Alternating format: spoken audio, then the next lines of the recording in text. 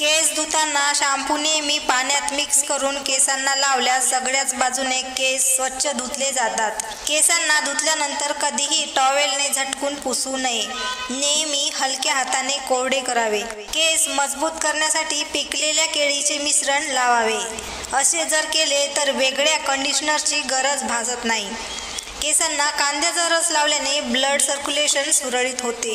जर केस गळती कमी करायची असेल तर कांद्याचा रस केसांच्या मुळाशी लावा. केस पांढरे होऊ नये म्हणून कढीपत्त्याची पेस्ट बनवून त्यात खोबरेल तेल घालून केसांना लावल्यास केस पांढरे होण्यासाठी थांबते. कापून ठेवलेला कांदा दुसऱ्या दिवशी खाऊ नये. यामुळे पोटाचे आजार होतात. रोज आल्याचा तुकडा चावून खाल्ल्याने लवकर आजारपण येत नाही. जर ओठ काळे पडले असतील तर रात्री झोपताना ओठावर ग्लिसरीन लावून झोपा. दररोज गूळ खाल्ल्याने डायबिटीज होत नाही.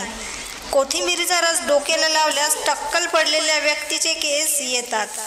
रोज कांदा खाल्ल्याने रक्तप्रवाह सुरळीत होऊन शरीरात रक्त वाढते. फळं खाल्ल्यावर लगेच पाणी पिऊ नये. यामुळे ॲसिडिटीचा त्रास होतो. जास्त थंड पाणी प्यायल्यामुळे दात लवकर खराब होतात. केस लांब आणि दाट करण्यासाठी मोहरीच्या तेलात दूध मिसळून लावल्याने फायदा होतो.